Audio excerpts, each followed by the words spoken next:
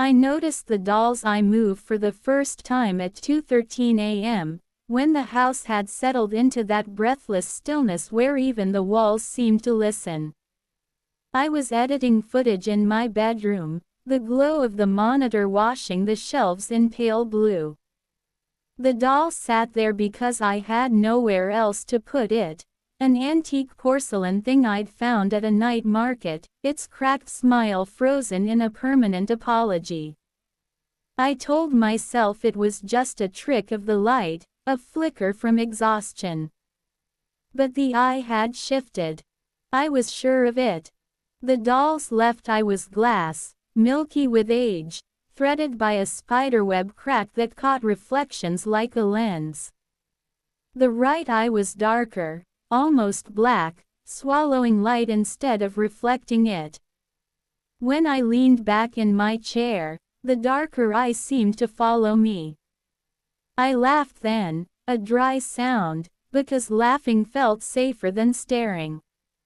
I turned back to my timeline and hit play. The footage jittered as if the camera itself were nervous. I had been experimenting with extreme zooms, testing how far I could push digital clarity before it collapsed into noise. On screen, a child's bedroom appeared, pink walls, peeling stars, a bed with a rumpled quilt.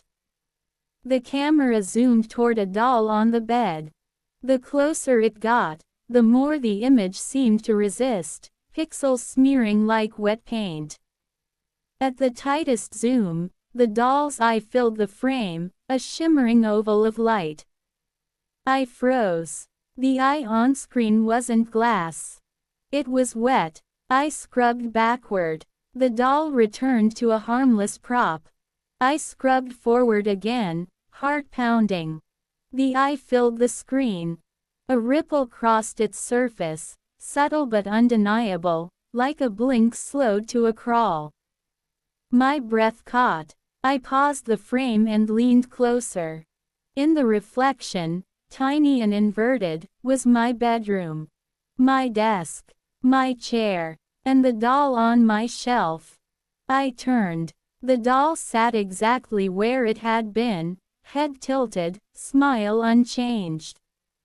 The left eye, the cracked glass, glimmered.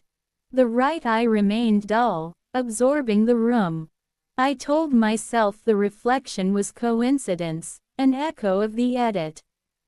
I told myself a lot of things. None of them slept. At 2:17 a.m., the doll's right eye twitched. It wasn't a full movement, just a tightening at the corner, like a muscle remembering its purpose. I stood, the chair scraping too loudly, and crossed the room. The porcelain felt cold when I touched it, colder than the night air should have allowed. I lifted it, turning the head gently. The eyes stayed fixed forward. "Stop," I whispered, though I wasn't sure who I was speaking to. I put the doll back, but not on the shelf.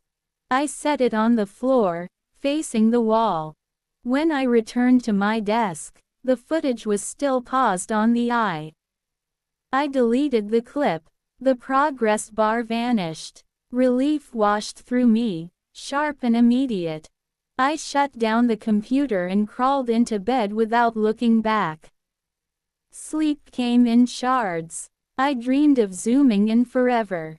Of diving into the dark eye like a tunnel, each layer peeling back to reveal another reflection, another room, another version of me staring back with growing panic. Somewhere deep inside the dream, something blinked. A sound woke me. Soft. Rhythmic. A click. Click. Click. I opened my eyes. The room was darker than before, moonlight swallowed by cloud. The clicking came again, closer. I sat up slowly and looked toward the floor. The doll stood upright. Its porcelain feet were planted, toes pointed at my bed. The head was cocked farther now, the crack in the left eye catching a sliver of light. The right eye, no longer dull, gleamed. Click. The sound came from inside it. I slid out of bed and backed toward the door, never taking my eyes off the doll. The handle was inches away when my foot struck something. I looked down. The camera lay on the floor, its lens extended to its maximum zoom. I hadn't taken it out. The screen flickered on by itself, illuminating the room in a sickly glow. The live view showed the doll, magnified, filling the frame. The zoom indicator pulsed, inching closer without my touch. The image sharpened impossibly, as if reality were giving up its secrets willingly. "Stop," I said again, louder now. The doll's mouth opened, not wide, not enough to scream, just enough to show darkness inside, a hollow that seemed deeper than the small body could contain. The clicking grew faster, syncing with my heartbeat. The camera zoomed. The eye filled the screen. This time, the reflection was not my room.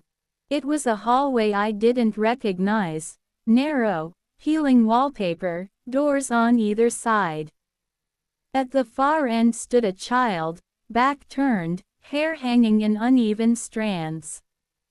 The child held a doll. My doll. The hallway door behind the child slammed.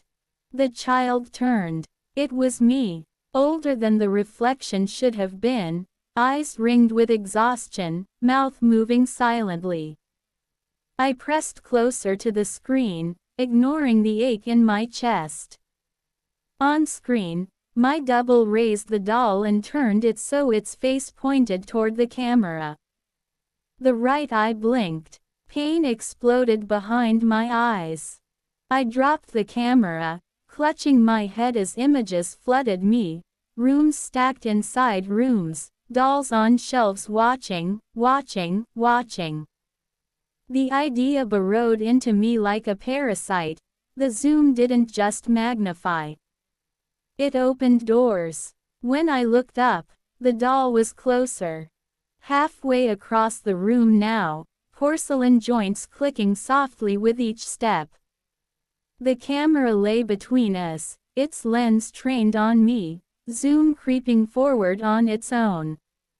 I ran. The hallway outside my room stretched longer than it ever had, walls narrowing as I sprinted. Doors lined the sides, some ajar, some sealed. From behind me came the clicking, steady and patient. I reached the stairs and took them two at a time, bursting into the living room. Every shelf held a doll. Dozens of them, arranged neatly, faces turned toward the center of the room where the camera sat on the coffee table, lens extended, waiting. Each doll had one dark eye and one cracked glass eye. Each reflected me. The clicking became a chorus. I grabbed the camera and smashed it against the table. The screen cracked, the lens collapsing inward with a crunch of glass and metal. The clicking faltered, stuttered, then surged louder than before. The dolls' heads tilted in unison. Behind me, a cold hand closed around my wrist. I didn't look. I tore free and ran for the front door, wrenching it open and spilling into the night. The street was empty, houses dark. The air tasted wrong, like dust and rain held too long. I ran until my lungs burned and my legs shook, until the clicking faded into memory. Morning found me on a park bench, shaking, watching the sun burn the fog away. I told myself it was over. I told myself I'd imagined it. When a passerby asked if I was okay, I nodded and smiled and believed it. I went home that afternoon. The house was clean. The shelves were empty. No dolls. No camera. Relief flooded me so hard I laughed, sinking onto the couch. I slept, deep and dreamless. When I woke, the sun was setting. My phone buzzed with a notification. A new video had been uploaded to my channel. The thumbnail showed an extreme close-up of a doll's eye, cracked glass catching the light. I opened it with trembling fingers. The view count climbed rapidly, comments pouring in about how real it looked, how the eyes seemed to move when they watched on full screen. The video played. It was my living room, filmed from the coffee table. The camera zoomed in on the couch where I slept. Closer. Closer. At the tightest zoom, my eye filled the frame. And it blinked.